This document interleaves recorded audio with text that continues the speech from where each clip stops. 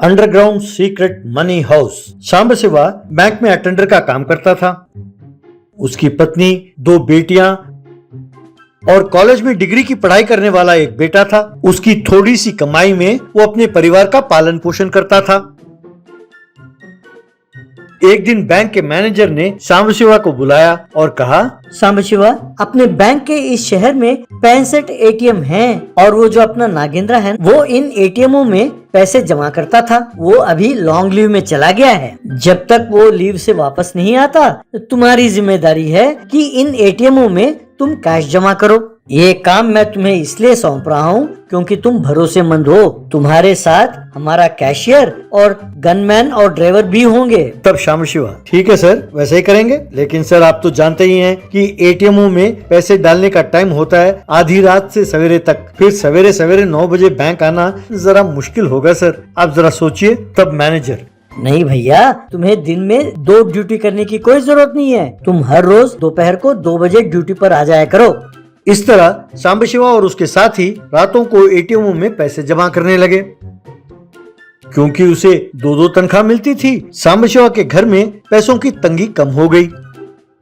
सांबशिवा की पत्नी मीनाक्षी एक दिन सांबशिवा से, सुनो जी, आप 2-2 तनख्वाह कमाने के चक्कर में घर की जिम्मेदारी बिल्कुल भूल रहे हैं। मेरे भाई साहब है ना, उन्होंने अपनी बेटी के लिए अच्छा रिश्ता ढूंढा है। आप तो जानती हो ना कि हमारी बिरादरी में शादी में कम से कम 8 से 10 लाख तक खर्च होते हैं। मैं ये बात आपसे बहुत पहले कहना चाहती थी, आज मौका मिला है। सांबशिवा, इतने सारे पैसे? अरे भगवान, मैं बैंक का मैनेजर नहीं, अटेंडर हूँ। अब इतने पैसे मैं कहाँ से लाऊंगा? तब मीनाक्षी, ये सब मैं कुछ नहीं जानती। जब मेरे भाई साहब ने कहा कि लड़की के पिताजी बैंक में काम करते हैं तो उन्होंने बाकी सब रिश्तों को छोड़ दिया और इसी को उन्होंने हाँ कह दी। ये सुनकर सांबशिवा सोच में पड़ गया।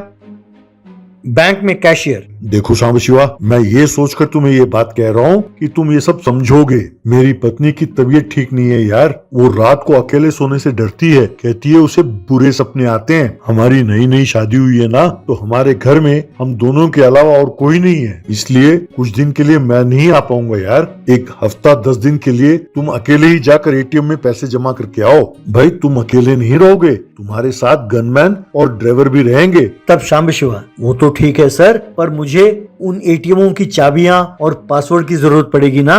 तब कैशियर, मैं दूंगा ना। अरे, मानने के लिए बहुत बहुत धन्यवाद सांबशिवा। और हाँ, इस बात की खबर मैनेजर तक नहीं पहुंचनी चाहिए। ऐसा कहा खुश होकर। यूं 6 महीने बीत गए।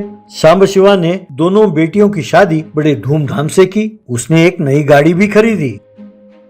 बैंक में मैनेजर, क्यों भाई सांबशिवा, तुम्हारी कोई लॉटरी लग गई है क्या? सांबशिवा, नहीं सर, जो मुझे 2-2 तनख्वाहें मिलती हैं, मैं उन पैसों को ब्याज में देता हूँ। मेरे दोनों दामाद बहुत पैसे वाले हैं सर। उन्होंने अपने पैसों से ही घर में फर्नीचर और कई महंगी चीजें खरीदी हैं।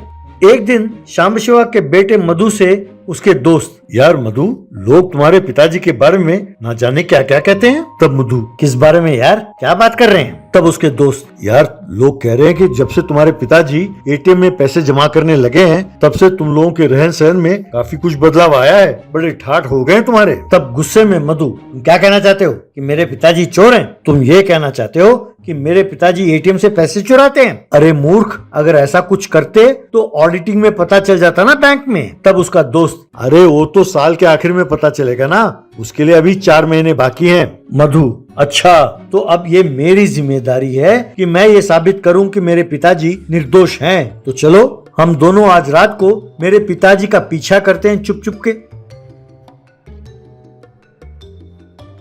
उस दिन आधी रात के बाद सांबशिवा अपने घर से बाहर निकला और थोड़ी दूर जाकर इधर उधर देखकर उसने जमीन पर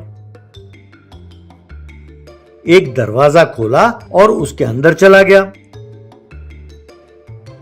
थोड़ी दूर पर मधु और उसके दोस्त वहां खड़े उसे देख रहे थे। जमीन के अंदर जाकर सांबशिवा ने एक बड़े से दरवाजे को चाबी से खोला।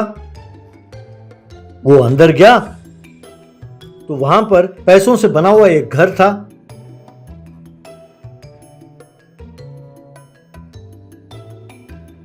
बाद में मधु और उसके दोस्त वो सीढ़ियां उतरकर उस घर के पास पहुंचे।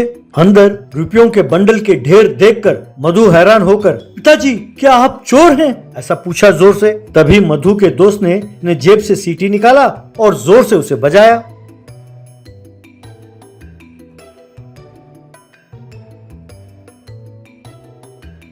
तभी फटाफट पुलिस वहाँ पहुंची और उसने सांब सेवक को पकड़ लिया। मधु का दोस्त मधु से, सॉरी मधु, मेरे पिताजी सीआईडी इंस्पेक्टर हैं, बैंक मैनेजर उनका दोस्त है। बैंक मैनेजर ने तुम्हारे पिताजी के बारे में मेरे पिताजी से शिकायत की, तब मेरे पिताजी के कहने पर मुझे ऐसा करना पड़ा, माफ कर दो मधु। तब शांब शिवा, इतने महीनों से एटीएम में पैसे जमा करते करते थोड़ा थोड़ा करके मैंने पैसे निकाल लिए उसमें से। अब उन पैसों को लाकर मैंने यहाँ छिपा दिया। बाद में मुझे मेरे गलती का एहसास हुआ, फिर मैं समझ नहीं पाया कि इन पैसों को मैं वापस कैसे करूं। इतने में आप लोगों ने मुझे पकड़ लिया। बेटा मधु, मुझे माफ कर दो, इतने सारे पैसे देखकर मेरे मन में लालच जागा और मैंने ऐसी गलती की। बेटा मुझे माफ कर दो और अपने पिताजी से नफरत ना करना, ऐसा कहा। बाद में पुलिस उसे जेल ले गई।